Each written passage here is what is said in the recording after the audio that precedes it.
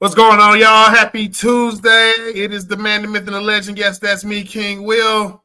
And it's your girl, Jess, and we're here on this beautiful Tuesday, and we have a special guest. Absolutely. We have a special guest at the Buzzer Sports Show. We have Mr. Willie Gary. We thank you for joining us. How you doing, my man? Man, Absolutely. I'm doing awesome. Happy to be here. I'm excited about the podcast for tonight. Absolutely, man. Thank you for coming. We definitely appreciate you for coming. So, first when we start off is we like to give our guests their flowers. So, Mr. Gary, let's start off. Tell us a little bit about yourself, how you get started, and how you rose up in the ranks and everything. Let us know. Well, hi, Willie Gary. I'm originally from Valdosta, Georgia. Played at Valdosta High School throughout my career. I started a couple years. We always wanted to wear that black and gold. That was the key to start. To be a starter. And from there, I got a scholarship at the University of Kentucky. Started all 4 years at the University of Kentucky. That was the Hal Mummy days. We threw the ball around a lot with Tim Couch and all those guys. And then from there, got a shot in the NFL with the St. Louis Rams. So I was there for approximately about a year and a half. And then from there, I went from arena football with the Georgia Force here in Atlanta. I moved to Atlanta in 2003. Played with the Georgia Force for 6 years, and then got into coaching. I coached arena football. I coached collegiate football at Clark Atlanta University, North Gwinnett High School, Shiloh High School, and then I landed back at Berkmar High School for the last 10 years now. I did 7 coaching and 3 as the athletic liaison for the last couple of years. So, absolutely. Nice. So, which hat you like the most? Is it the football hat, the coaching hat, or the athletic liaison hat? Which one you like the most? Man, I love football, man. So I'm gonna put it like this: playing was awesome, but I deep down inside, coaching is my thing. That's where I thrive. So I got to make a decision here soon. I'm gonna go, whether I go all the way in administration, go back to the coaches rank. My daughter's a senior in high school, so I got the lead way to do whatever I need to do. So, absolutely. So we'll see. But hey, coach, football is my love. Football has opened a lot of doors for me, and I have made a lot of friends and built a lot of relationships. So, absolutely. So, what do you think is because you was with the St. Louis Rams, right? Correct. Yes, and you was in that game, right? The infamous Tom Brady game, or am I wrong? Yeah. No, you're right. I mean, he came. Tom Brady's first Super Bowl win. Yeah. Super Bowl win. I don't want to bring bad memories. Super Bowl 36. They kicked the game with a field goal. We were 14-point favorites and all that good stuff. The greatest show on turf. Yeah, greatest show on turf. You can go all the way back to Deflate and Femin walk. Yes, I was in the middle of all that mess.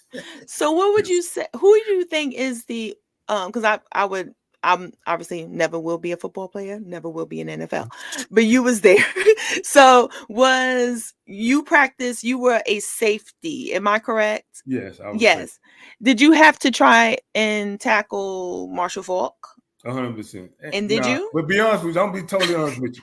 Nobody could touch Marshall Faulk. Facts. I mean, no. So Marshall Faulk did not get tackled in practice. Oh, he did. Okay. Absolutely. He did not get tackled in practice. Oh, you could tag off on Marshall Faulk.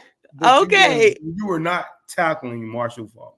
Facts. And Okay. I'll be honest with you, it was so crazy where if it was a contact drill where we were going to go a little bit somewhat live, because we'll wrap up, throw it up, keep each other up. They would take Faulk out of practice and put it back up, running back in. He was that. But he was that good though. So he was that Facts. good. They didn't want to get him hurt. And my husband, you know my husband, he always says that you almost picked off. You said you almost picked off Peyton Manning. Am I correct? Yeah, you almost had him. That was probably, he might have been talking about college days though. Oh, college days. Okay, my fault. Yeah, I would say Kentucky. He played in Kentucky during the Tennessee days. Yeah, that was my freshman year. I ain't gonna lie. Peyton Manning threw that ball so hard, hit me in the helmet. Boom. and bounced out. But that was my freshman year. I think Peyton was a senior that year. So his Heisman, that was his Heisman. Whatever it was, I don't know. I don't know if he played 3 years or 4 years, but it was last year. Hey, yeah, Peyton, man, yeah. It wasn't exactly the year he was supposed to win the Heisman. Charles Woodson won it that year. Everybody thought he was going to win the Heisman. That's when Charles Woodson won it in '98. Yeah, 98. So from all your years of playing high school ball, college ball, professional ball, in your eyes, what is the best athlete you've ever seen in your eyes? Like, I always hear people say it's different when you see it on TV from when on the field. Who's the best athlete you ever seen? Man, I ain't gonna lie, man. I gotta give it to Vic. I was on the field with Vic. Oh, wow. Like, I actually got in the game that game. I think because I played a lot of special teams, and I was my rookie year, and we ended up jumping out on the Falcons at home. And so I think Vic wasn't even. That might have been his rookie year. I don't even think Vic started. I can't remember exactly. But anyway, Vic was in the game, and I was in the game. I was like, God, that was like, I never seen any kind of speed like that ever. So I would say Michael Vick was the best athlete for sure. Oh, that's nice. Hands down. He was special for a reason. Yeah. So have you ever seen not over Randy Moss? I like people like to compare Vic to Moss. Have you ever get a chance to see Randy Moss run live? Live. I don't remember playing Minnesota though. I don't think we played him while I was there. But I'm sure Moss was. Of course, he was a monster too as well. Though. Oh yeah. That's what's up. So what do you think is I know you say you love coaching, and you know, you and my husband have that in common. Y'all both love coaching. Yeah. And the fact, do you think what's the biggest challenge of coaching these young knuckleheads? Oh man. Shoot, social media is crazy though. But I development stage don't. Like when I was a head coach, my thing was to develop the whole person. That means that mental and physically, I want to develop that child. Meaning that we're gonna work out. I want work ethic. I want all these other things. But on the mental side, I want you to get ready to become a young man. And then I still the yes ma'am, no sir. Respect was one of my biggest things. Man, now with all that said, these kids looking on the phone and they think that they're supposed to be like this and like that. Social media is such a big present, whether it could be good or bad. I know as my last few years, it's like, man, what are they looking at? Where are they getting this stuff from? Social media definitely was probably the biggest challenges trying to keep our kids on the, focus. But however, I don't think that whatever thing I'm trying to steal in a kid, I still think old school works. Don't get me wrong, because we develop a lot of kids. We changed a lot of kids' lives there at Berkmar. So I still continue to pour into the kids. So that hadn't stopped really. I'm not hands on every day. So. And what's your take on NIL? Well, college, I'm good with. I wish it was fair. I wish it was spread out among teams. I wish it was a big pot. Whoever collected whatever money they collected, they would tier it. Basically, tier it, say starter, backup. Third string, whatever you would say, walk on, and just kind of tier it and kind of be fair to everybody. But I get it though. Some names are bigger than other names, and maybe you pay those guys a higher percentage, but let everybody get a piece of the pie when it comes to the collegiate ranking. I think some teams do that.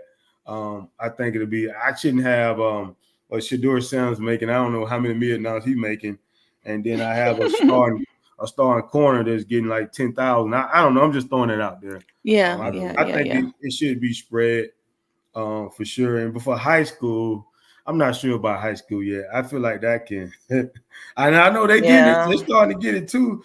I just feel like they should have a plan where whatever money they're collecting, they shouldn't be able to touch it till their sophomore year in college or whatever. I don't know.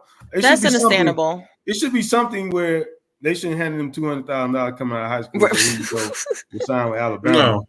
You know what I mean? Yeah. You can give them 200, but get what? You might touch 10,000 the first year, might give you 20 the second year, and then if you're responsible enough, then we'll let you do it. Because I don't know. It just feel like it's gonna it could get out of hand if we don't get it under control. It will absolutely get out of hand. I am a big college fan. I've been a college football fan for years. So I know how it is. These players have been getting cheated, gypped. Y'all been getting done, 100%. Not getting a piece of the pot for years. The problem is, I think where people are getting confused is it shouldn't be NIL. We still get the NCAA to pay these players, other people to pay these players instead of these universities that really be making that real money. Right. I've told people the NIL money is still probably a quarter of how much money gets to be rolling through college football. 100%. And you playing in the SEC in Kentucky know how serious it is in the South. That's cool. In the South. The money that they're making in NIL, that $1.2 million is a drop of a bucket of how much money Colorado is making right now. You got off Shador. 100%. You think about this too, and I don't know if y'all been to Falcon game yet. We're not really filling it up, right? And that's $1 million, billion. I don't know what kind of interest that is, but if you go to some of them big time colleges, they filling it up every home game. Jumping. And so they're making a lot of money. So you're right. I tell people this. NFL teams are owned by billionaire owners. A billionaire owner will not make 100,000 seat stadium because he know he can't fill it. Right. Go look up these college football stadiums. NFL stadiums can't make these numbers up. Michigan is like 100,000. Tennessee 100,000. Georgia's like 92, I believe. NFL stadiums don't do that. It's so much money rolling in college football. And like you said, in the high school level, I agree with you because now I think what's going on is we're now turning a sport that is used to being fun into a business way too early. You have kids in park and recreation now trying to get their social media boosting up because what people don't understand, it's not the schools paying this money. It's not a fair system, like you said, because it's all about what your image does to bring attention to my product and money. Right. And if you don't have an image, you're not getting money. So now that's why these kids are now in these rec leagues worrying about how many Instagram followers they have instead of working hard on their game. And that's why I think we have a problem, man. 100%. I agree on that. I totally agree on that, man. So we'll see. I'm sure that NCAA they're trying to come back and regulate some, but they're gonna do something. Because that's why Nick Saban left, right?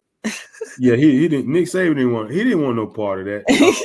What people don't understand, it started a long time ago. It started with Roy Williams in North Carolina, Jay Wright at Villanova, Nick Saban, Mike Krzyzewski. Notice all these old school coaches were leaving because they know what was about to happen. Right. They did. Yeah.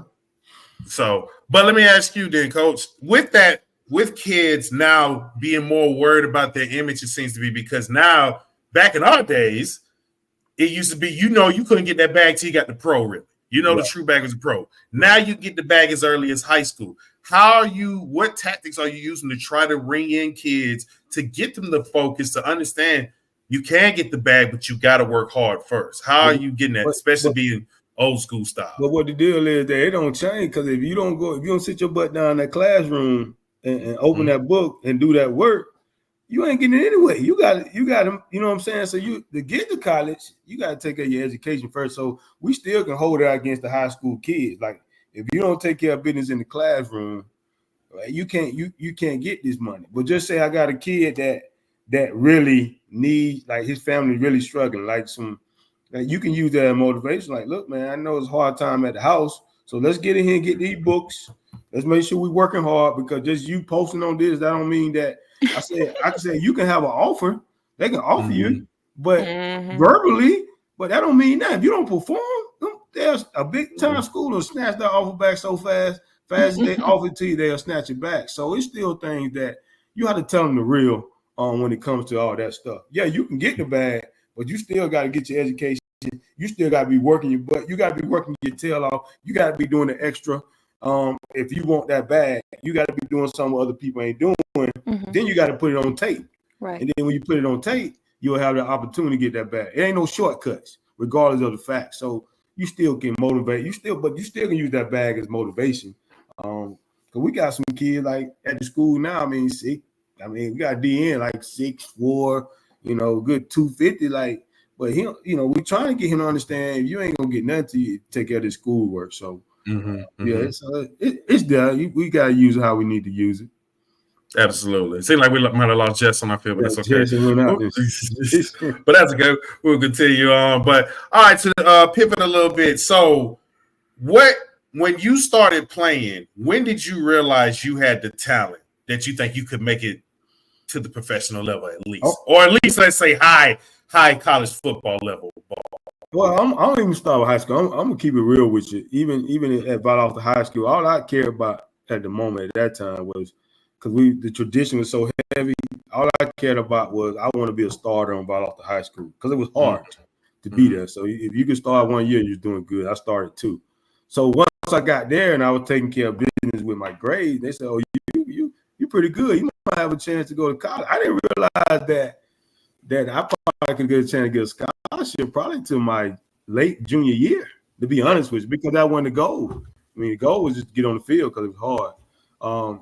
And so once I got to, so I ended up, getting the interest and realized taking a visit. Okay, committed to Central Florida first, but then Kentucky came in late because Hal Mommy was at VSU, and he came and got me. And so I said, "Okay, coach, I'm gonna come up there with you, Kentucky. If I lost the guy, blah blah blah."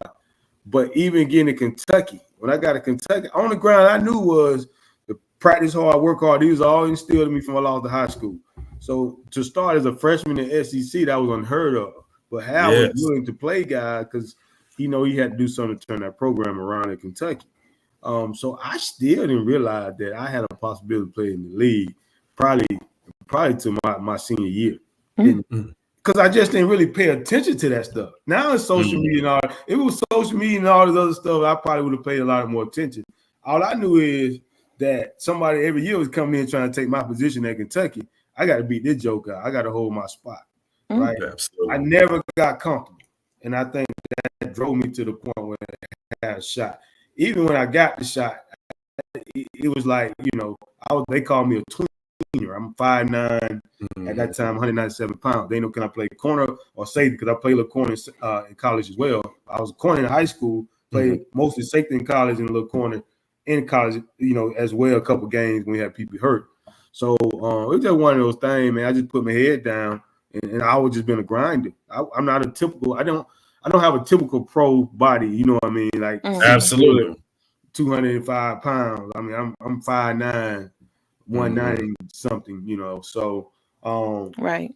It was just now people pay a lot more attention there. I can't say they don't, but about when I was coming up, we just worked, and when it fell in line. Then when we just try to reap the benefits when we could get them. Tell me, because I know the contracts back then were like way different than it is now.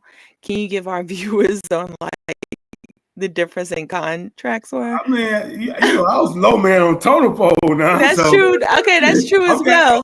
I don't know what I mean. Kurt Warner and Marshall Falk still making millions of dollars back then. You think so? Well, compared to now.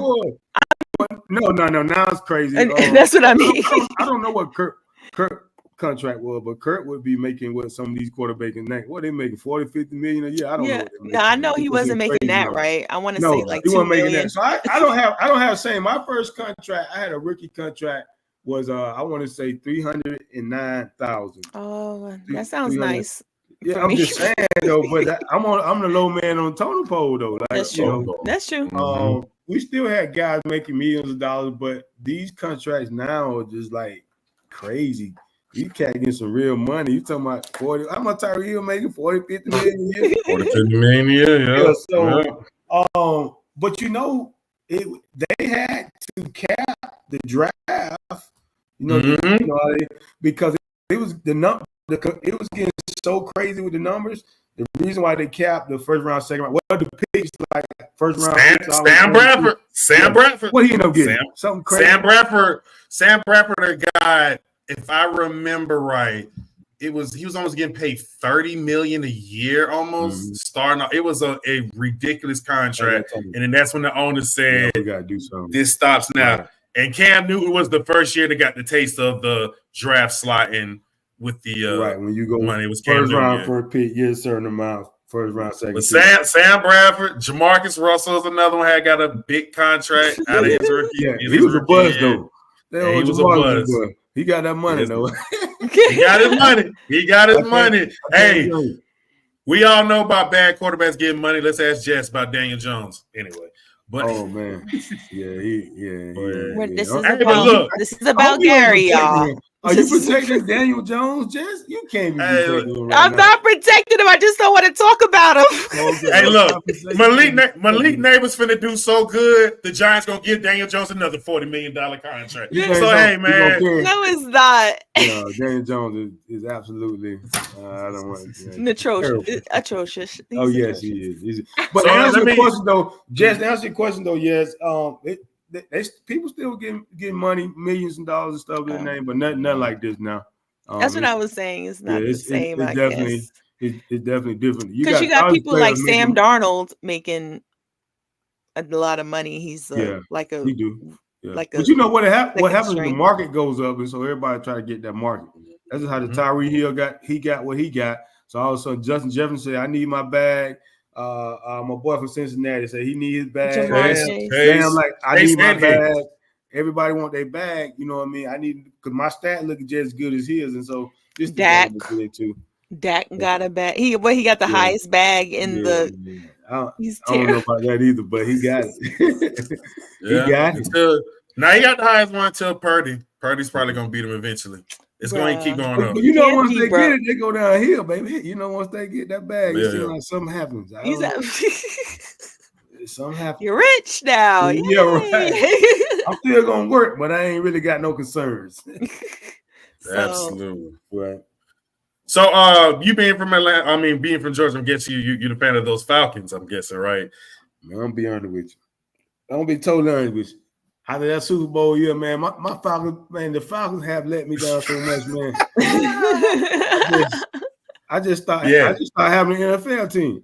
I only had it. So I'm telling you, I was in my house Super Bowl, and I wanted revenge on Tom. Yeah, Falcons about to get it. I'm shooting fireworks in the back of the yard first half, boom, going off, man. Oh, we got this. Third quarter, we got it. Going downhill.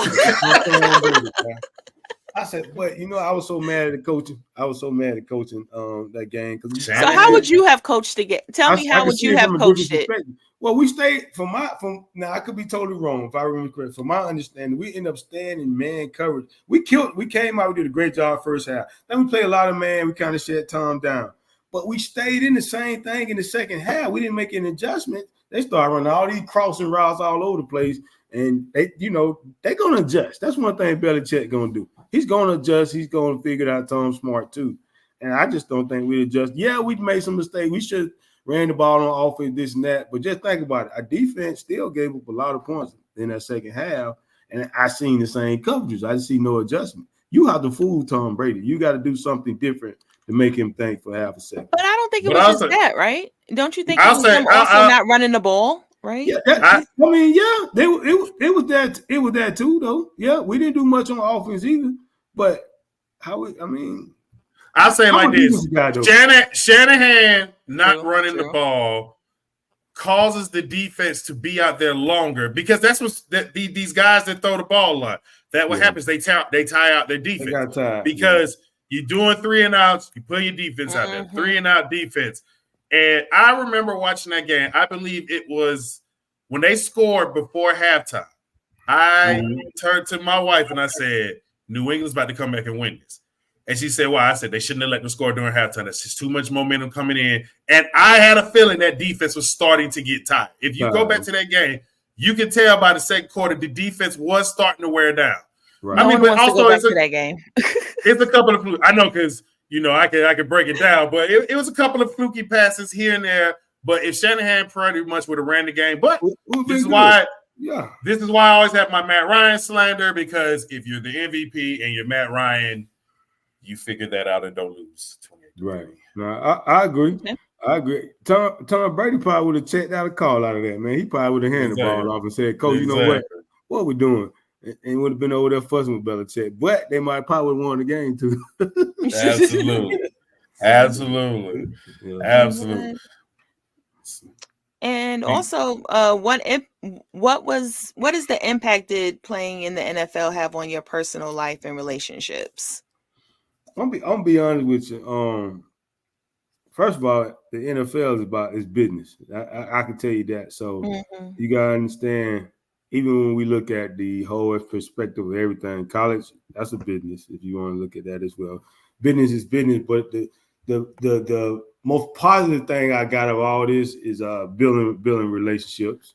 Relationships is definitely that can make you or break you sometimes. Like you can have all the education in the world, when if you ain't got the right relationship, it won't get your foot in the door or things of that nature. So I just still think the relationship piece is just huge, man. And I sometimes have done a terrible job of keeping up with people and continuing that bond. And I ain't gonna lie, I have, but I do know they're important for sure. Nice. All right. And then so who was the toughest cover you had in your career, college and NFL? You know what? I'm always start with practice because I'll be honest with you, Torrey Holt was probably one of the toughest. Ooh, nice. NC State. To cover because I'm gonna tell you why. He was way faster than what you thought he would do. He could almost run every route full speed. like you know how some receivers have to break down. Torrey was and then be gone. We're like, man, hold on, man. So he baptized when I first got to the league. But I just seen him do it to a lot of guys, and I think they couldn't tell how fast he was moving. He's very deceptive in his speed. So coverage, well, I had to give the Torrey, and I'm gonna give it to those guys because we had a good between Torrey Holt, Isaac Bruce, Oz Hakeem, and Ricky Pro, but we had some really good receivers. Have you ever went against? Well, y'all didn't go against Denver. Did you go against Denver Broncos? I can't remember. Who you just tell me, man. But I'm pretty I know it was just funny because you were like, I don't remember. No, did you go against Shannon Sharp? I ain't never get a chance to go against Shannon Sharp. Okay. I was trying to think of other players. Well, I probably had to cut that big joker, man. But Shannon, strong dude. Which gave me a question. What was one of your toughest tackles then? Who was the toughest person you may ever tackle? In the league? Yeah, I played in the SEC in your too now. That's what I'm saying. In your career, SEC. It could be SEC. Let me tell you who I had to see in the SEC. I had to see Robert Edwards. I had to see Kevin Falk. I had to see Robert Edwards, Kevin Falk. I'm missing one. Jamal Lewis, Travis Henry. Jamal Lewis and Travis Henry. Yeah. I ain't had to go nowhere. I had to see all of them. Yeah, to see all of them. And I tackled every last one of them. Travis Henry ran my teammate over so bad, but I was embarrassed for him, boy. I'm talking about the cheese went straight over me and kept trucking, man. He was tough. I say Travis Henry probably was tougher than all of them, man. That's a strong dude, man. Be for real. Yeah, he was. Yeah, Travis Henry was when you hit him, you felt like a rock. Nice. And so even in the league, I think Travis Henry was the toughest guy to tackle that I had to tackle from the league in college. So for sure. Got it. All right. Now I guess we're gonna wrap it up with this one because I know we got the South Georgia connection. Valdosta, like I said, I'm from Jessup, Georgia. Oh, Jessup. Ain't nothing in Jessup, man. Hey, look at it. Hey, I ain't lying. You know, ain't nothing in Jessup. Hey, there's plenty in Jessup. There's plenty going on in Jessup. We had some pretty good talent, but I admit we didn't have the talent that Valdosta had. I ain't saying nothing about talent. I'm talking about ain't none of them roles back there. It's small. It's getting there. Hey, look here, man. It's getting there. But explain to people how they don't understand how big football is in Valdosta, Georgia. Like I explained this to a lot of people being from South Georgia, that when Valdosta won the Winterville title, that I said, oh no, that's definitely understood. Explain to me how big football is in Valdosta. Man, I'll be honest with you. So this is probably the best analogy. So if you ever, this is what they always say, if you ever go to a Valdosta Lions game, everybody in the city's at that game. So they used to say, if you want to break in somebody's house, just wait till the Valdosta Lions game because everybody's going. I'm just saying it what people say because everybody's going to be at that game. It was at the point when I was in high school, people would sit on top of roofs of houses around the stadium and stuff like that because it was so full just to try to watch that game. I don't know where this comes from, but that football and Valdosta, even Lounge is kind of caught up with Valdosta. I'll be the one you at this point, and you just grow up. I'll be honest with you. You grow up with a football in your hand. You grow up dreaming about playing for the, Valdosta High. You can even say Lounge at the moment. And it just people really care and love, and people really, support football in Valdosta. I always tell my guys, like, man, use that as a platform because I always think Valdosta small town. I'm not saying any opportunity there, but sometimes a lot of friends, a lot of people I know have got stuck. And didn't end up doing much. I call it stuck. Not stuck as in you played football, then you didn't know what to do next, right? Mm-hmm. You didn't go to college. You was kind of mediocre with your grades, but it's still a lot of life, still a lot of opportunity. I ain't gonna get anything they were doing, but just try to get them to.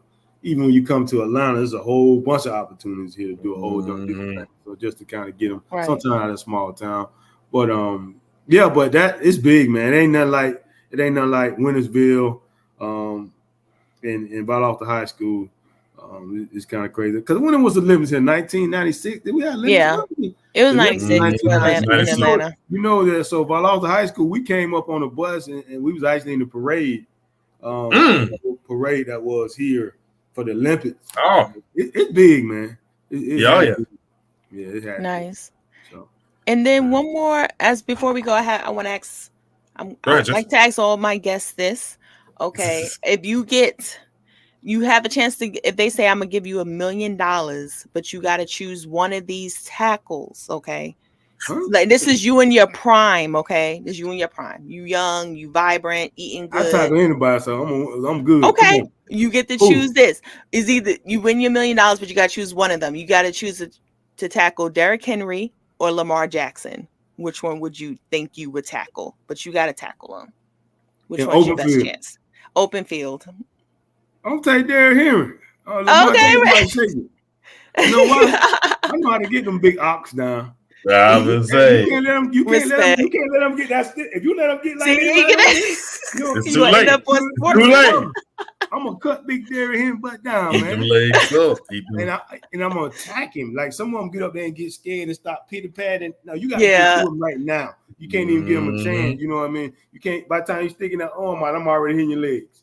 And so, respect. I take Derrick Henry. I get. You don't want to get shook from Lamar. Lamar kind of fast, man. I don't know. Because Vic. Well, you saw Vic, so that's kind of like Lamar. I'll be honest with you, Lamar like a Vic when it comes to running that ball. But Vic still had some. I think Vic still had a little some more. Lamar's great. I feel you. But Vic had a little some, Yeah, no, I feel it's close though. It's close. I can't lie. Very close. Yeah. All right, you know what? And I know this is going to be the last one because I just thought about this one. Because you are a corner. No, I got to ask this because you are a corner. You play defensive backfield. I love asking corners this. Mm-hmm. Who are your top 5 corners of all time? Oh, great question. That was better than mine. That was good. Oh, man. I gotta take Jordan, boy. I'm staying with Champ Bailey now. Oh, okay. Champ fire. I'm gonna tell who y'all. There's Revis. There's Revis Island. There's Revis. So you got Dion, you got Champ, you got Revis, of course Dion was. You can't leave Dion out. Charles Woodson, Rod Woodson. You can go all the way back to Willie Brown. You got Dion Woodson, Champ Bailey. Keep going. You keep naming. I can't remember. I told you my mind. Let's see. You got what's my boy name? Mel Blunt. I'm going back now. I went back now. If you want me to go a little bit more current, Richard Sherman. Charles Woodson, Rod Woodson. Charles Woodson, Champ Bailey, Dion. That's my top 3. I don't even know if I like David Revis, man. Revis. Yeah. In his time, Revis was that guy. They stayed in there for a long time, so I can't hate. But it still was something about, But what about how about Darryl Green? Darryl Green was another one. Darryl Green. I'm telling who y'all really who really I thought was a good corner. He was tiny though. Fred Smoot. Y'all don't remember Fred Smoot? Oh, I know Fred Smoot. I I'm definitely know about Fred Smoot. I don't Played really for know him like that. Washington. Fred Smoot was tough, good. Man. Yeah, Fred Smoot was tough. I thought he was pretty tough. I ain't saying he top 5, but he just came in my mind like he was tough. Yeah, he was tough. Now you made me think back. Fred Smoot, Dre Bly. That's an old Dre, good. I played with Dre. Dre Yeah, wasn't hitting nothing, so I can't, Yeah, Dre didn't like to hit, but Dre would try to get an interception, take it home though. Oh, he'll do that. Yeah, Dre. He definitely do that. I still talk to Dre out of all the people I played with. Really? Talk here and there. That's good. Oh man, Dre Bly used to be one of my favorite players back in my day. How about Aeneas Williams? Aeneas Williams, that's another one. He played in the league for about 13 years. He played all for Arizona. Yeah. He came to us though. He came to St. Louis the last. Yeah, at the end. 2 last 2 years. You all right. He came in as a man. I was like, I ain't gonna say it that time. I said, how did old man be out here doing this, man? Cause by that time, Neil looked old, man. He was old. Like he's still out there balling though. You know the game. Would Ramsey be in there too, or no? Yeah, not yet. Yeah, not yet. Right. I would say. I would say he when it's all said and done. Sometimes he takes too many chances. Sometimes, but yeah. Oh, I mean, that's a hard say though. Somebody put theirs down. One put Champ, Dale Green, and Ned Williams, Jack Tatum. Come on, talk to me. You gotta tell me where Jack at. I don't know about why Jack won.